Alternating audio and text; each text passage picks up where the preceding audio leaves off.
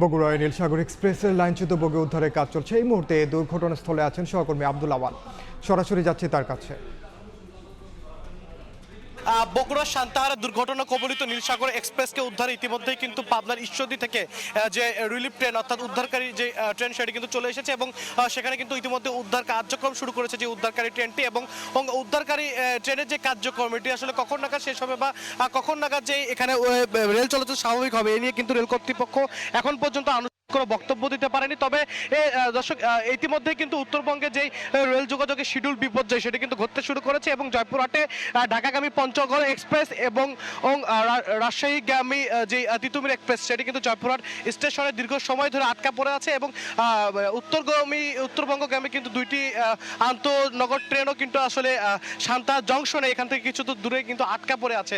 অর্থাৎ যেমনটি বলছিলাম যে উত্তরবঙ্গের যে রেলের যে শিডিউল বিপর্যয় সেটি কিন্তু ইতিমধ্যে ঘটতে শুরু করেছে এবং দর্শক কিছু তথ্য জানিয়ে রাখি যে 2টা নাগাদ আসলে নীলসাগর এক্সপ্রেস ঢাকা থেকে চিলহাটিতে যাচ্ছিল। এখানে কিন্তু রেলে আসলে ফাটল দেখা দেওয়ায় সকাল থেকেই রেল কর্তৃপক্ষ এখানে তাদের যে কার্যক্রম সেটা কিন্তু শুরু করেছিল এবং লাল পতাকা দিয়ে আসলে নীলসাগর যে এক্সপ্রেস তাকে বারবার আর আস্তে করে আসার জন্য সিগন্যাল দেওয়া হলেও চালক সেই সিগন্যাল অমান্য করে কিন্তু আসলে দ্রুত গতিতে এই যে দুর্ঘটনা কবলিত স্থান সেখানে চলে আসায় কিন্তু এই দুর্ঘটনা ঘটেছে এবং এতে করে কিন্তু এই যে নীলসাগর এক্সপ্রেস তার 9টি বগি একেবারে উপড়ে গিয়ে রেল লাইন সহ আসলে ব্যাপক দুর্ঘটনা ঘটেছে, যাতে এখন পর্যন্ত 100 জন মানুষ আহত হওয়ার খবর নিশ্চিত হওয়া গিয়েছে এবং এই যে নীলসাগর এক্সপ্রেস দুর্ঘটনায় পড়েছে এতে করে সদস্য একটি তদন্ত দল গঠন করেছে রেল কর্তৃপক্ষ এবং সান্তাহার রেল জংশনের সহকারী যে স্টেশন মাস্টার তাকেও বহিষ্কার করা হয়েছে। বগুড়া থেকে এই ছিল এখন পর্যন্ত আমার কাছে সর্বশেষ।